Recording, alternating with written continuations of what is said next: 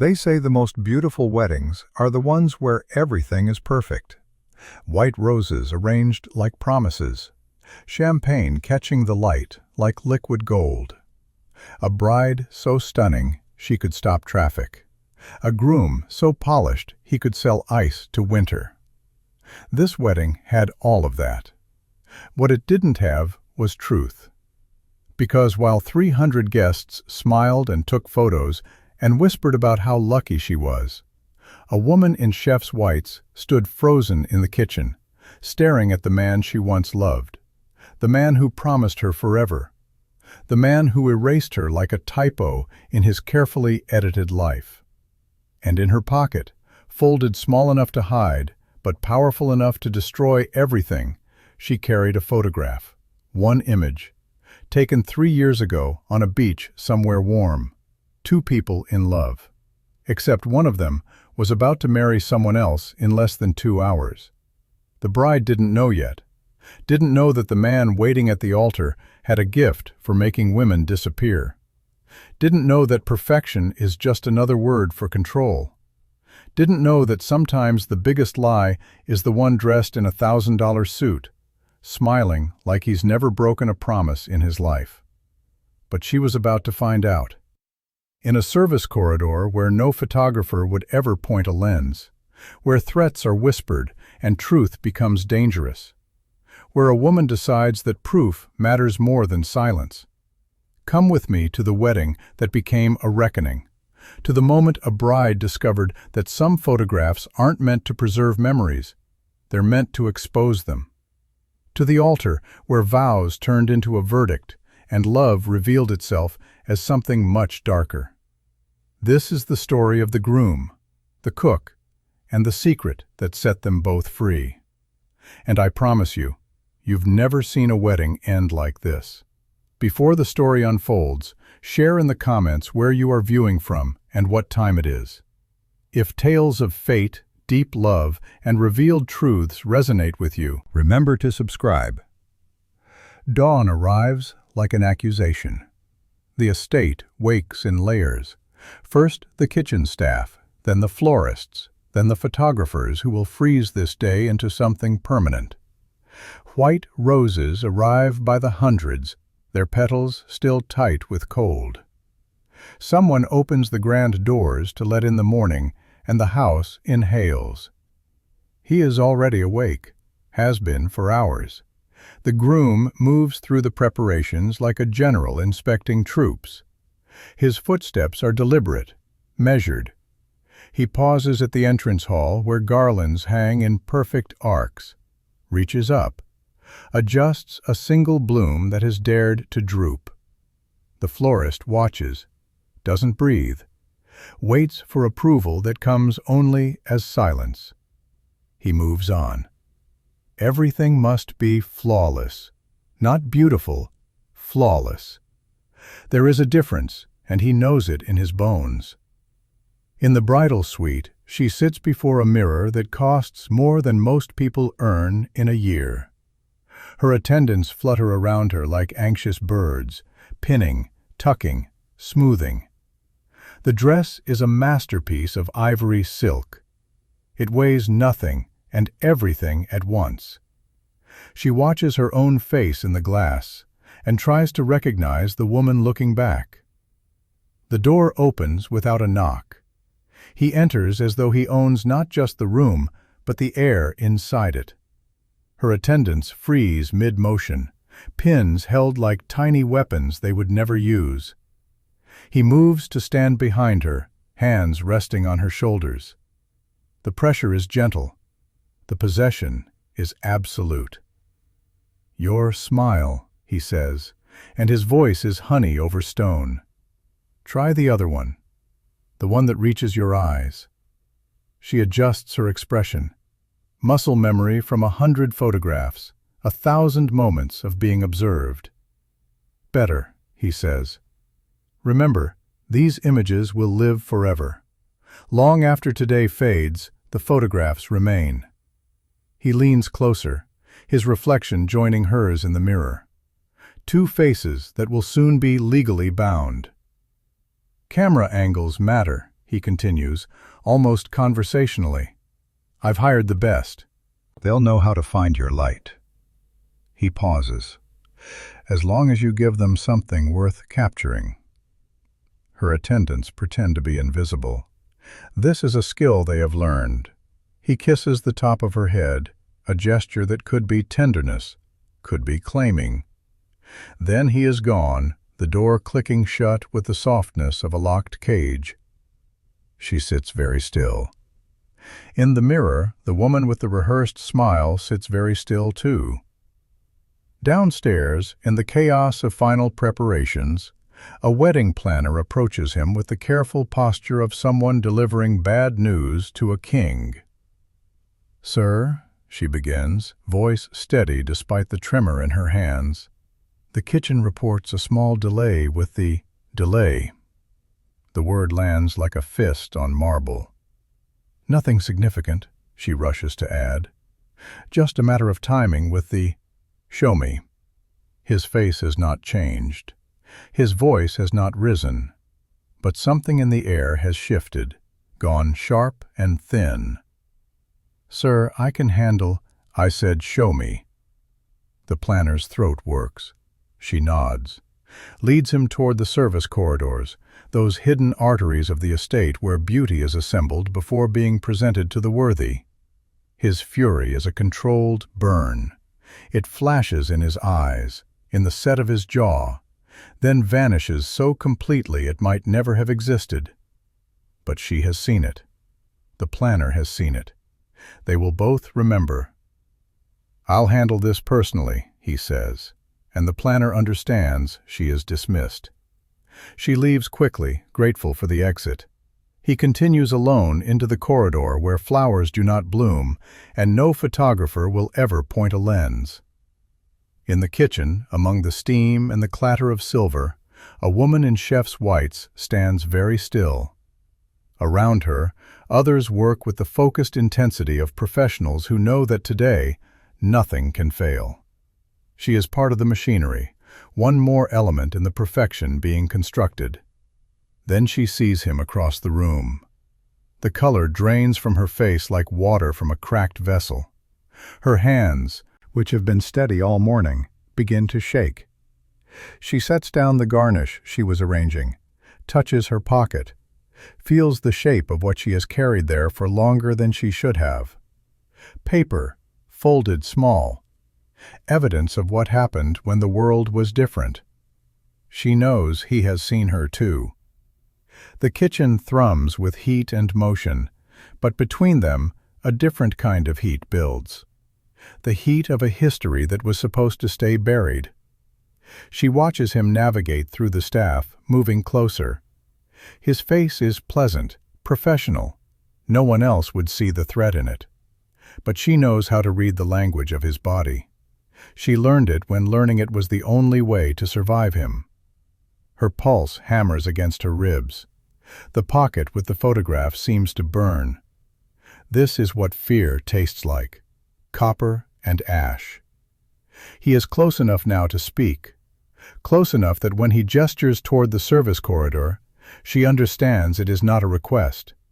She follows because refusing would cause a scene, and scenes are the one thing he will never allow. Not today.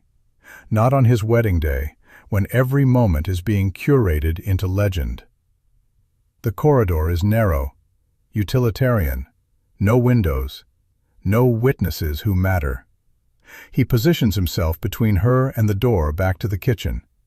It is not accidental. Nothing he does is ever accidental. "You shouldn't be here," he says quietly. Her voice, when it comes, is steadier than she expected. "I work here. I was hired through the catering company. You know what I mean." The air between them is thick with things unsaid. Years of things unsaid, calcifying into this single moment. "I'm just doing my job," she tells him. He steps closer, not touching, but close enough that she can smell his cologne, expensive, subtle, the scent of a man who has never had to raise his voice to be heard. "Your future depends," he says, each word carefully placed. on your ability to be professional, to remember your place, to keep certain things to yourself. The threat is wrapped in silk, but it is still a threat. She feels the photograph in her pocket like a coal against her skin.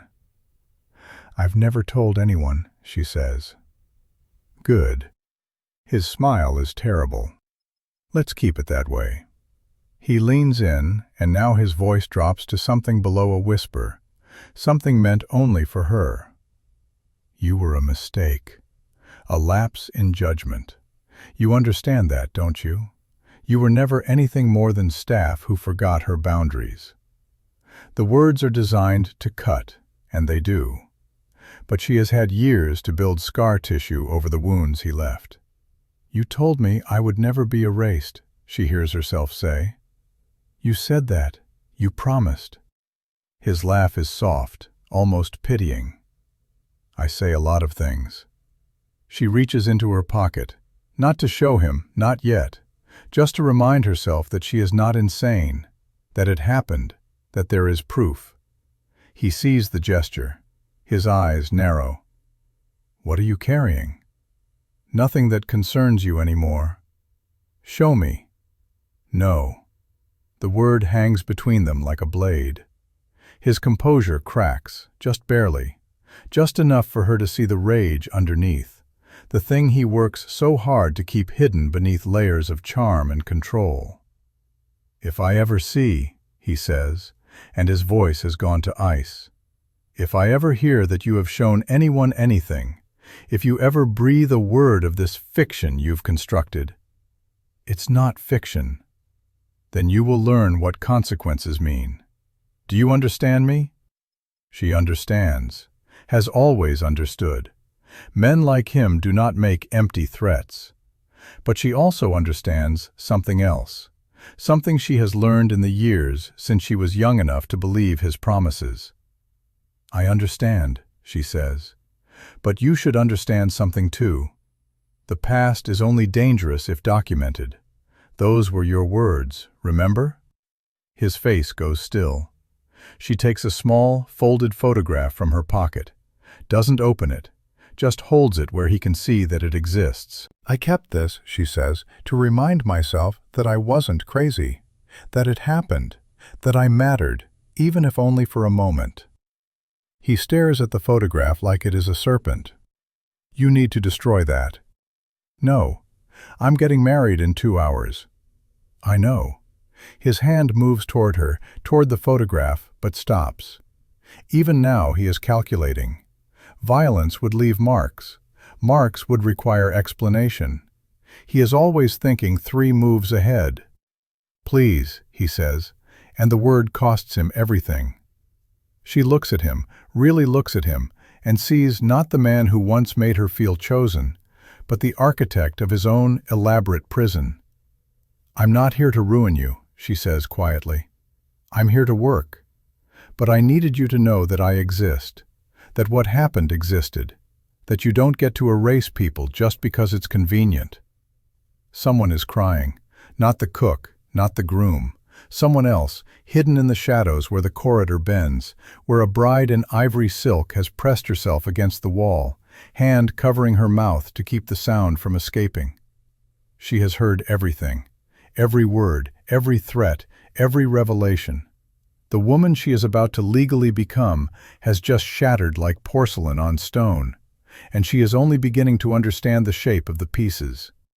Through a gap in the corridor she watches as the cook holds the photograph like a talisman. Watches as the man she is supposed to marry in less than 2 hours negotiates with a past he swore didn't exist.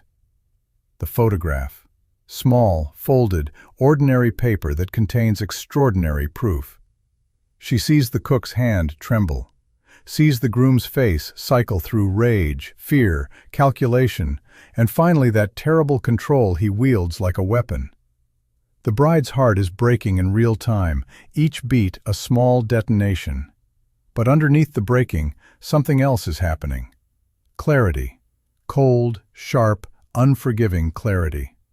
The cook turns to leave, and for just a moment, one breath, one heartbeat, She angles the photograph so that light catches its surface. The bride sees, not the details, not yet, but enough. Enough to understand that the promises made to her were not the first promises he broke.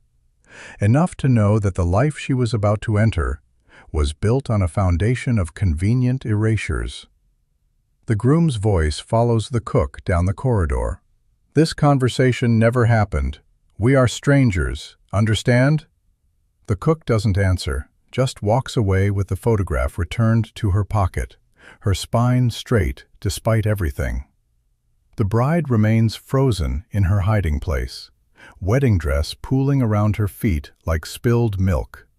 The photograph exists. The proof breathes. And she has seen enough to know that the man waiting at the altar is not the man she thought she knew. The question now is simple and impossible. What will she do with the truth? The bride moves through the estate like a ghost haunting her own future. Her attendants find her in the hallway, face pale, hands trembling. They ask if she needs water, needs air, needs anything.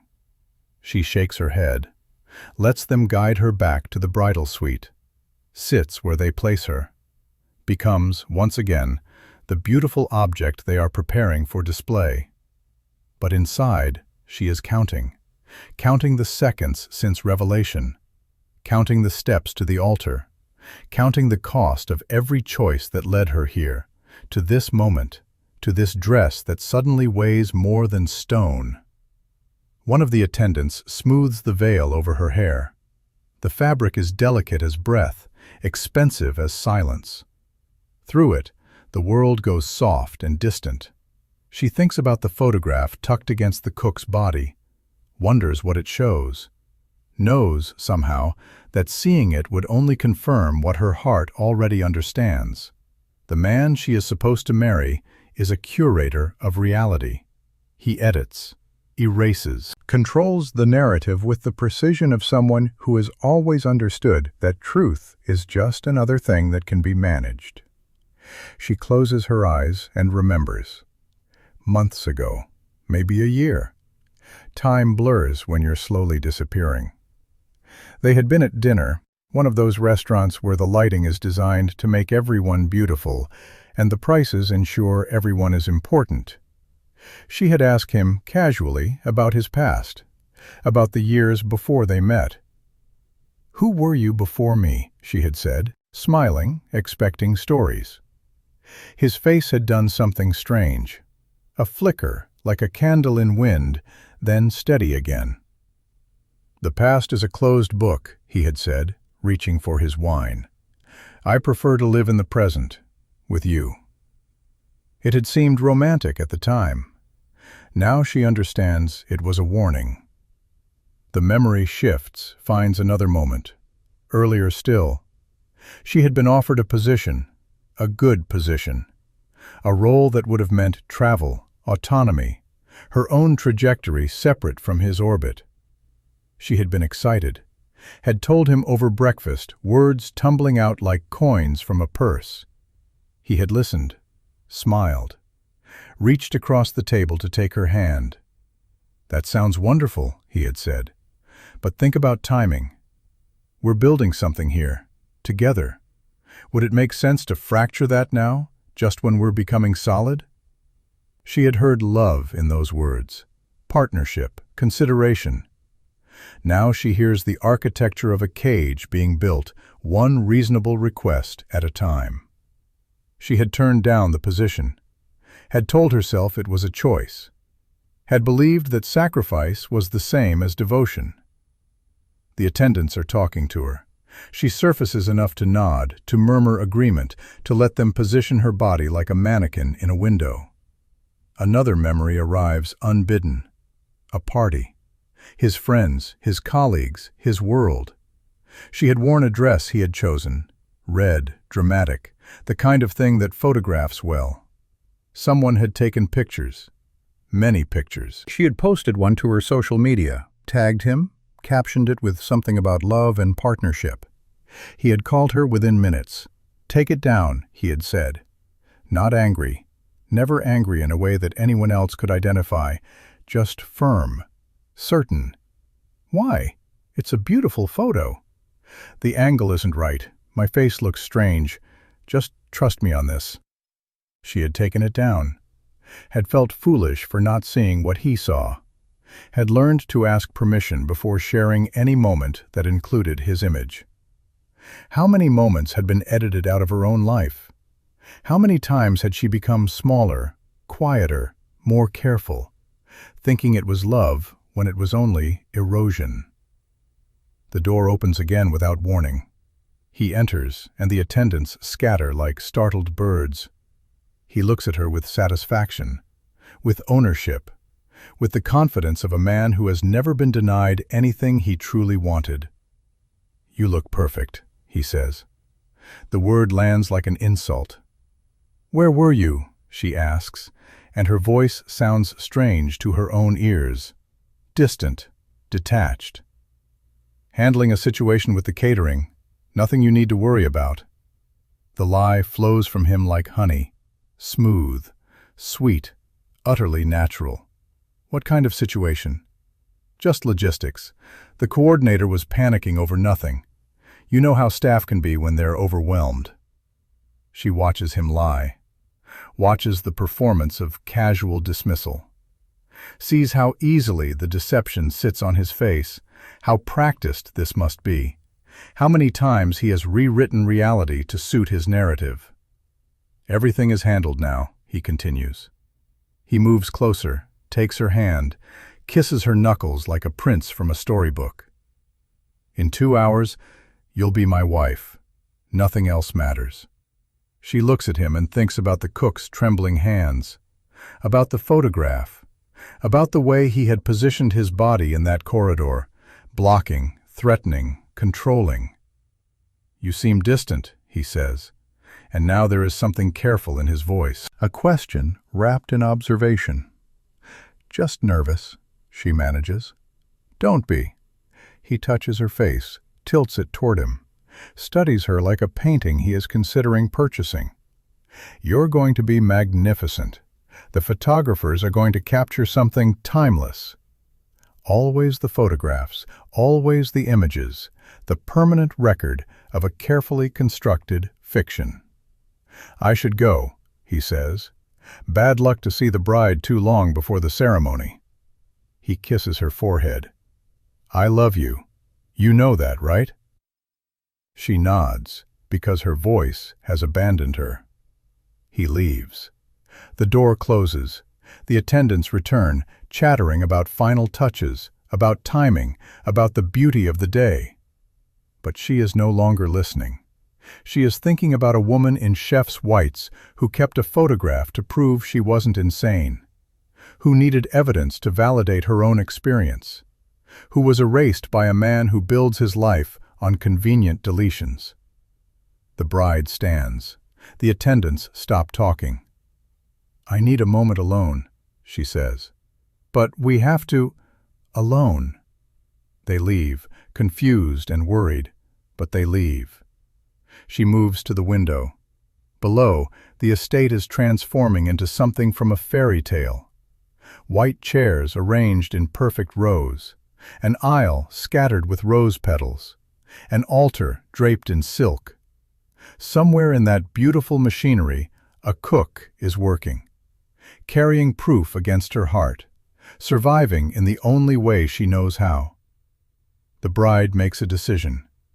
She finds her way through the corridors she is not supposed to know, the service areas that are hidden from guests, the spaces where reality is assembled before being presented as magic. The kitchen is organized chaos. No one notices her at first. A bride in full regalia is so unexpected in this space that she might as well be invisible. Then the cook looks up. Their eyes meet across the room. Recognition flares like a match in darkness. The bride moves toward her. The kitchen noise fades to background. The world narrows to just the two of them, two women connected by the same man's casual cruelty. "I heard," the bride says quietly, "in the corridor." I heard everything.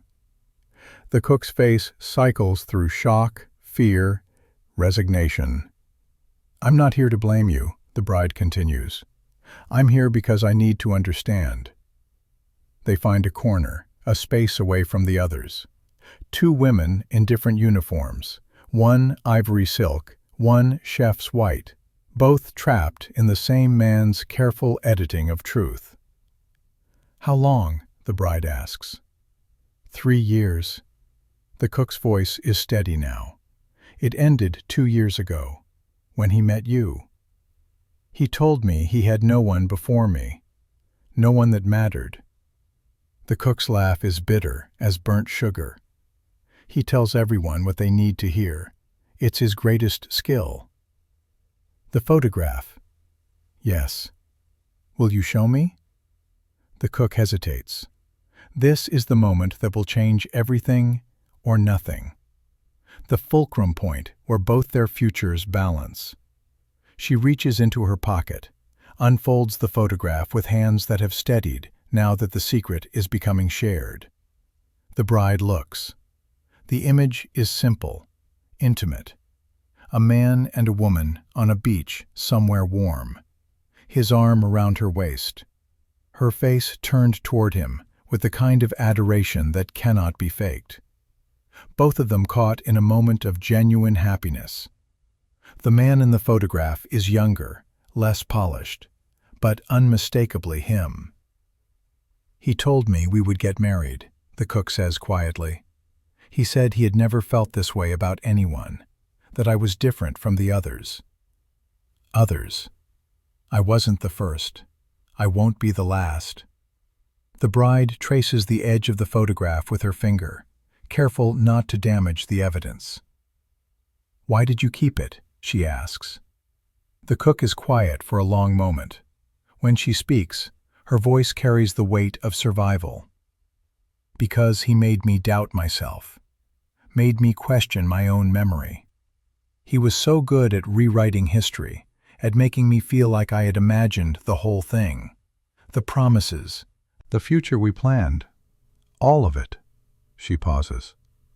I kept the photograph so I would remember that I wasn't crazy, that it happened, that for a moment, however brief, I was real to him. The bride understands this in her bones, the slow erosion of certainty, the way he could make you doubt your own experience with nothing more than a raised eyebrow and a careful tone. He wanted you to destroy this. Of course he did. Evidence is dangerous to men who build their lives on managed perception. The bride looks at the photograph again, sees not betrayal but pattern, sees the template he uses, the script he follows, the way he collects and discards people like props in his carefully staged life. I was supposed to walk down the aisle in 30 minutes, she says. I know. Everyone is waiting. The flowers, the music, the photographers who will capture something timeless. Yes. The bride looks at the cook, really looks at her, and sees not a rival, but a mirror. Another woman who was promised everything and given only the experience of being erased. May I have this? The bride asks, gesturing to the photograph. The cook studies her face, sees something there that makes her nod. Yes, she says. Yes, you can have it. I don't need it anymore. I know what's true. She hands over the photograph. It is warm from being carried close to skin, creased from being folded and unfolded too many times. The bride takes it carefully, as if it is made of something more fragile than paper. Thank you, she says. What will you do? The cook asks. The bride doesn't answer, doesn't know yet, but she feels the photograph against her palm like a key to a door she didn't know existed. Somewhere in the estate, music begins to play. The processional, the sound that means time has run out for hesitation. The bride returns to the bridal suite. Her attendants are frantic, asking where she's been, saying they need to go now, right now, everyone is waiting. She lets them position her, fix her veil, hand her the bouquet of white roses that cost more than the cook's monthly salary. The photograph is tucked inside her bodice now, against her heart, warm and real. They lead her to the top of the aisle. The estate has transformed into exactly what he wanted, perfect, flawless, ready to be documented for eternity.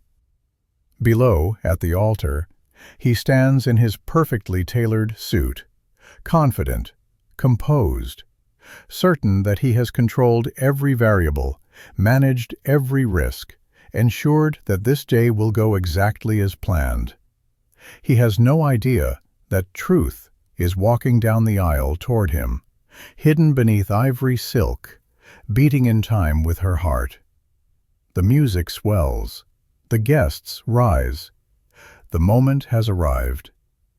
She takes her first step forward, and the world holds its breath. Each step is a choice. The aisle stretches before her like a life she has not yet lived. White petals scattered on dark wood.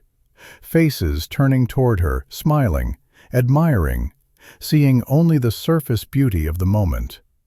The music soars, something classical, something he chose because it photographs well with emotion.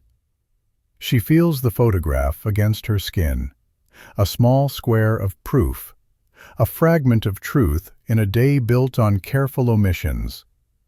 Her father walks beside her, arm linked through hers, proud and oblivious. He whispers something about how beautiful she looks, how happy he is, how perfect this day has turned out to be. She doesn't hear him. She is listening to the sound of her own breathing beneath the veil, to the rustle of silk with each step, to the whisper of doubt that has become a roar. At the altar, he waits. His smile is radiant, practiced, the smile of a man who has won something valuable. His eyes track her progress down the aisle with the focus of someone watching an investment mature. She sees him differently now, sees the calculation behind the charm, the control beneath the devotion, the way he has positioned himself at the center of this moment, the sun around which everything else must orbit. Closer now. 10 steps. 8. 5. The guests are a blur of expensive clothing and expectant faces. Somewhere among them, someone is crying happy tears. Someone else is recording this on their phone, capturing the moment for social media, for posterity, for the mythology he is building around himself. She reaches the altar. Her father kisses her cheek, places her hand in the groom's hand, steps back into his seat. The transfer is complete, from one man's care to another's ownership.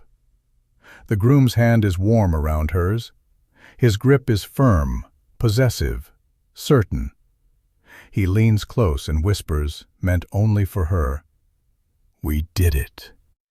The words are triumphant, victorious, as if the ceremony itself was a battle that required strategic planning and flawless execution.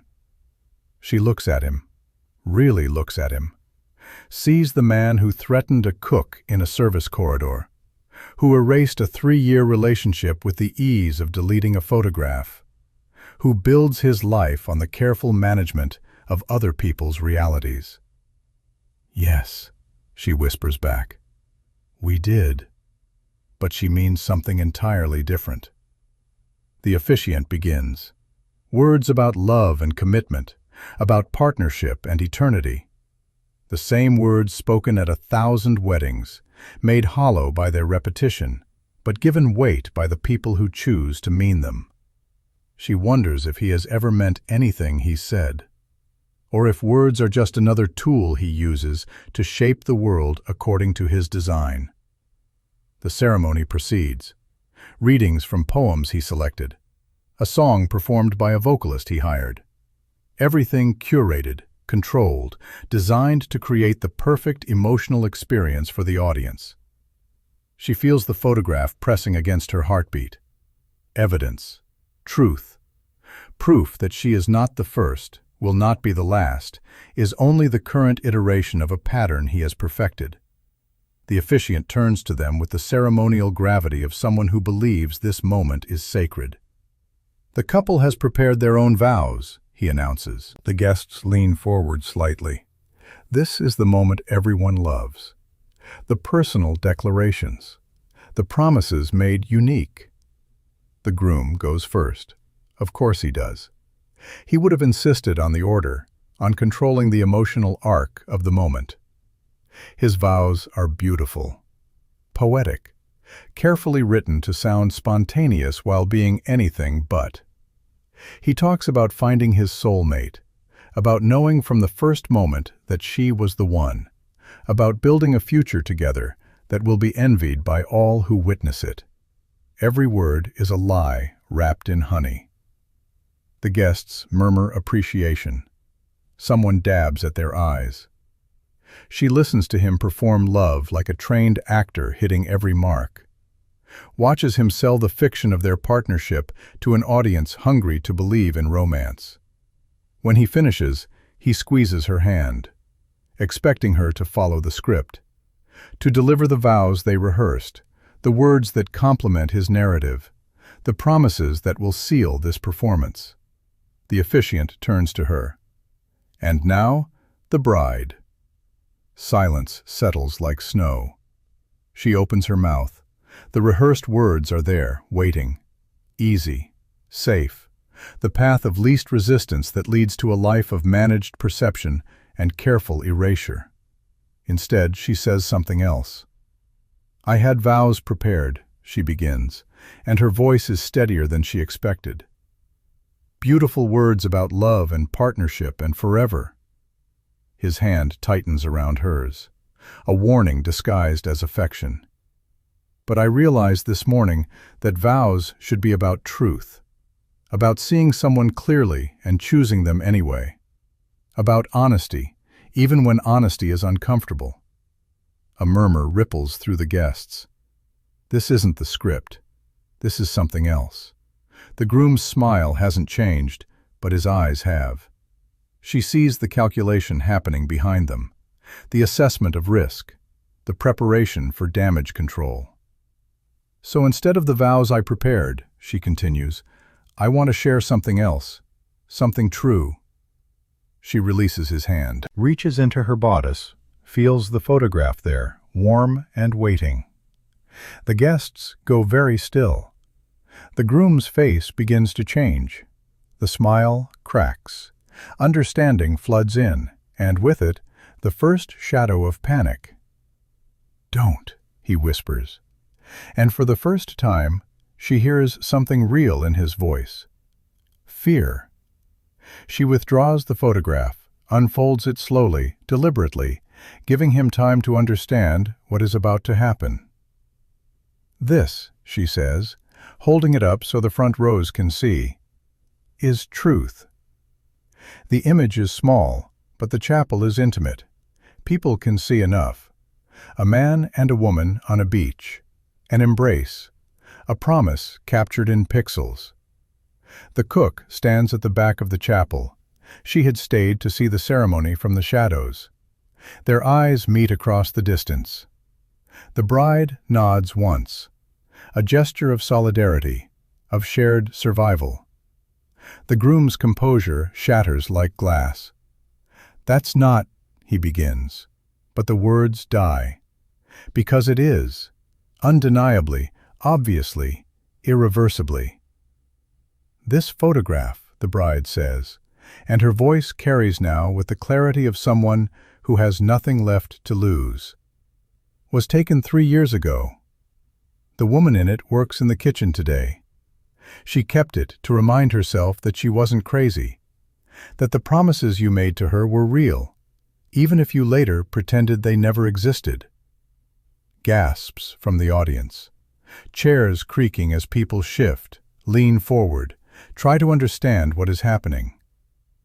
"I'm not showing you this for revenge," she continues. "I'm showing you this because marriage should begin with truth. And the truth is that the man at this altar is very good at editing reality, at erasing people who become inconvenient, at building beautiful fictions on foundations of lies. The officiant stands frozen, unsure whether to intervene or bear witness. The groom's face cycles through emotions: shock, rage, humiliation, calculation. She watches the performance of his internal collapse, sees him scrambling for the right words, the right response, the way to regain control of the narrative. This is ridiculous, he finally manages. That photograph it's nothing. It's from before I even knew you. Everyone has a past. You told me you had no one before me. No one that mattered. Her voice is calm, surgical. You built our entire relationship on the premise that I was different, special, the one. You are, the same words you said to her, and to the others before her. The same script, different actress. The truth lands like stones in water, rippling outward, touching everyone. His arrogance, that unshakable confidence that has defined him, begins to crack. Underneath, she sees something smaller, something desperate and exposed. Please, he says, and the word costs him everything. We can talk about this privately. We don't need to. No. The word is simple, final. I'm done with private. I'm done with managed perception. I'm done being edited to fit your narrative. She looks at the photograph one more time, sees the woman in the image who believed his promises, sees herself reflected there, another person who was collected, displayed, and prepared for eventual erasure. She sets the photograph on the altar, beside the rings that were meant to symbolize eternal commitment. Then she removes her own engagement ring. The diamond catches light, throws rainbows across the white silk of her dress. She places it next to the photograph. The gesture is quiet, but it echoes like thunder. I'm not doing this, she says. I'm not binding myself legally to a man who treats truth as optional and people as props in his carefully staged life. The guests erupt, whispers becoming murmurs, becoming shocked exclamations. The officiant takes a step back, recognizing that this ceremony has become something else entirely. The groom reaches for her. Wait, just wait. We can fix this. I can explain. No. She steps away from him. You can't. Because the problem isn't a misunderstanding or a mistake. The problem is who you are, how you move through the world, how you collect and discard people based on whether they serve your carefully constructed image. His face hardens. The charm drops away like a discarded mask. What remains is cold, calculating, the core of who he has always been. You're going to regret this, he says quietly, making a scene, humiliating me. You have no idea what you're walking away from. I know exactly what I'm walking away from. She meets his eyes without flinching. A life of being curated, of having my reality edited, of slowly disappearing into whatever shape you need me to be. She turns to address the guests. Faces she knows and faces she doesn't, all united in their shock. I'm sorry you came all this way for a wedding that won't happen. But I'm not sorry for choosing truth over performance, for choosing myself over a beautiful lie. Her voice doesn't shake. Her hands are steady. The photograph on the altar seems to pulse with quiet vindication. She looks at the groom one last time, sees him as he truly is. Not a monster, but something perhaps more dangerous. A man who has learned to weaponize charm, who understands that the most effective control is the kind that feels like love. I hope, she says softly, meant only for him, that someday you'll understand that people are not photographs. We can't be edited and managed and posed. We're messy and true, and we deserve to exist fully, even when it's inconvenient for your narrative. He doesn't respond, can't respond. The machinery of his control has ground to a halt, and he is left standing at an altar, surrounded by evidence of his own carefully constructed fraud. The bride gathers her dress. The fabric weighs less now. Everything weighs less. She walks back down the aisle, not toward a father or a future husband or any transfer of possession, just toward the door, toward air, toward the possibility of a life she hasn't yet imagined. Behind her, the chapel descends into chaos. Guests talking over each other, phones coming out to document the wreckage. The officiant trying to restore some semblance of order. At the back of the chapel, the cook catches her eye. The bride pauses. They share a look that carries the weight of everything unsaid. Solidarity, recognition, survival. Then the bride is through the doors, into the daylight, the veil streaming behind her like a flag of surrender or victory. She isn't sure which, and it doesn't matter. She walks toward the future with nothing but herself and the truth still burning against her heart. The afternoon sun is merciless and bright. Behind her, the estate continues its implosion. Voices rising, confusion spreading like spilled wine across white linen. But she doesn't look back. Looking back is what keeps you trapped in other people's narratives. Her dress trails across manicured grass, collecting grass stains and soil. The fabric that was supposed to remain pristine for photographs is being ruined with every step.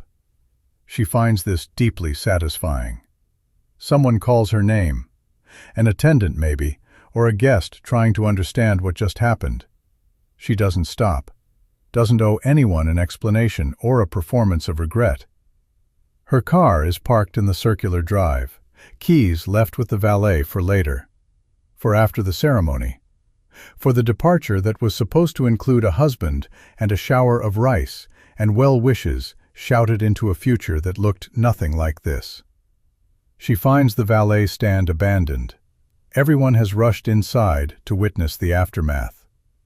Her keys hang on a hook labeled with her name. She takes them. The small act of theft feels revolutionary. The car is absurdly decorated. Tin cans tied to the bumper. "Just married," scrawled in white across the back window. Ribbons streaming from the antenna. All the traditional markers of celebration now rendered absurd. She gets in. The dress bunches around her, fills the driver's seat with ivory silk. She doesn't care. Starts the engine. The sound cuts through the afternoon like a declaration. In the rearview mirror, she sees him emerge from the chapel, still in his perfect suit, still composed enough to stand upright, though she can see the tremor in his shoulders even from this distance. He doesn't run after her. That would be beneath him, would require an admission of desperation he isn't capable of making. Instead, he stands there, a groom without a bride, watching his carefully constructed day disintegrate. Their eyes meet in the mirror. One last moment of connection before she puts the car in drive and leaves him standing in the wreckage of his own design. The tin cans clatter behind her as she pulls away, the absurd sound of celebration following her escape. She drives without direction at first, just away. Away from the estate, away from the chapel where truth detonated like a bomb. Away from the man who taught her that love could be a form of erasure if you weren't careful. The road opens before her. Trees blur past. The sky is impossibly blue. She reaches up and tears the veil from her hair. The pins pull painfully, but the pain is clarifying, real. She tosses the veil out the window, watches it catch in the wind, a white ghost tumbling across the highway. The "just married" on the back window mocks her. At a red light, she uses her hand to smudge it, leaving only fragments of letters. Just remains. Married becomes illegible. It feels like poetry.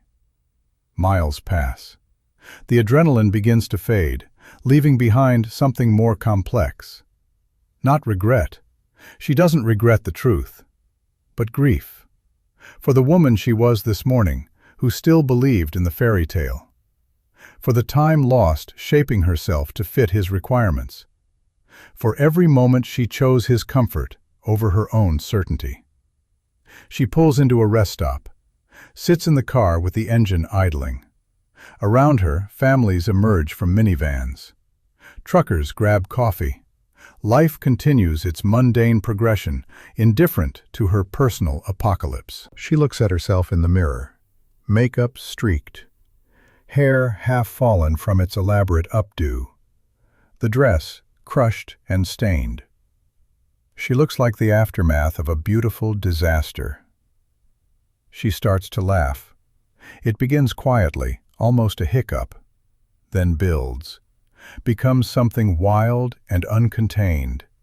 Laughter that borders on tears, that carries both relief and grief, that acknowledges the absolute absurdity of driving away from your own wedding in a car decorated for a marriage that will never exist. A woman walking to her car pauses, concerned. "Are you okay, honey?" The bride wipes her eyes.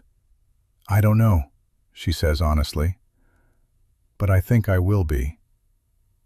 The woman looks at the dress, the smudged window, the general wreckage of the situation. Understanding crosses her face. "Good for you," she says quietly. Then, with more conviction, "Good for you." She drives on, pulls the tin cans from the bumper at the next stop, leaves them in a trash can alongside the fragments of what was supposed to be. As the sun begins its descent, she finds herself at the ocean. Didn't plan it consciously, but her body knew where it needed to go. The beach is nearly empty. A few couples walking, a dog chasing waves. She parks, gets out. The dress makes movement difficult, but she manages. Kicks off the expensive shoes that were chosen to complement the dress. Leaves them by the car. The sand is cool beneath her feet. The ocean roars its eternal, indifferent song. She walks to the edge where water meets shore. Lets the waves wash over her feet, soaking the hem of the dress. The fabric darkens, becomes heavy with salt water. She thinks about the photograph, about the cook who kept it as proof of her own sanity, about how easily he had tried to erase both of them from the official record of his life. She thinks about all the photographs that will never be taken now, the wedding album that won't exist, the framed portrait that won't hang in a home they'll never share. All those carefully staged images designed to create the illusion of perfect love. Instead, there will be this. A woman alone on a beach in a ruined wedding dress. No photographer to capture it. No audience to approve. Just the truth of this moment, unedited and unmanaged. She pulls out her phone. For a moment, considers calling someone. Her mother. Her best friend. Someone who will ask if she's okay, if she needs anything, if she's sure about what she's done. But she isn't ready for those questions yet. Isn't ready to translate this experience into language that makes sense to people who weren't there. Instead, she opens her camera, takes a photo of the ocean. Just the water and the sky. No people, no performance. Posts it with no caption, no explanation. Just evidence that she exists, here, now, in this moment of absolute uncertainty and strange freedom. The sun sinks lower. The sky bleeds orange and pink. She sits in the sand, dress billowing around her like a collapsed parachute. Watches the light change. Feels the weight of the day settling into her bones. Tomorrow, there will be consequences, conversations, explanations. The logistical nightmare of disentangling a life that was halfway merged with someone else's. Returned gifts, canceled plans, the social fallout of choosing truth over propriety. But that's tomorrow. Tonight, she is just a woman on a beach, watching the day end. Her phone buzzes, text messages flooding in, probably from the wedding, From people who want to know what happened, if she's safe, if she's lost her mind. She silences the phone, lets the questions wait. In the distance, a couple walks hand in hand. They look happy, genuine. She wonders if they are, or if she's just projecting. Wonders if she'll ever be able to trust her own perception of love again, or if he's damaged that part of her permanently. No, she won't give him that power, won't let his pathology become her prison. She stands. The dress is ruined beyond salvation now, soaked with salt water and sand. It will never be preserved in a box as a wedding keepsake. Will never be passed down to a daughter. Will never be anything but evidence of the day she chose herself. She gathers the fabric in her arms, walks back to the car as the last light fades from the sky. The drive home to her apartment, the one she almost gave up to move into his house, is quiet. The radio stays off. She needs to sit with the silence, to let the realities settle without distraction. When she finally pulls into her parking space, it's full dark. The building is familiar, unchanged, a strange comfort after the upheaval of the day. She gathers the dress and climbs the stairs to her door. Inside, everything is as she left it this morning. Coffee cup in the sink, jacket on the chair. The ordinary debris of a life that didn't know what was coming. She peels off the dress with some difficulty. The zipper catches. The fabric clings. But eventually she's free of it. Stands in her small bathroom in her underwear, looking at the woman in the mirror. She looks tired, worn, but not broken.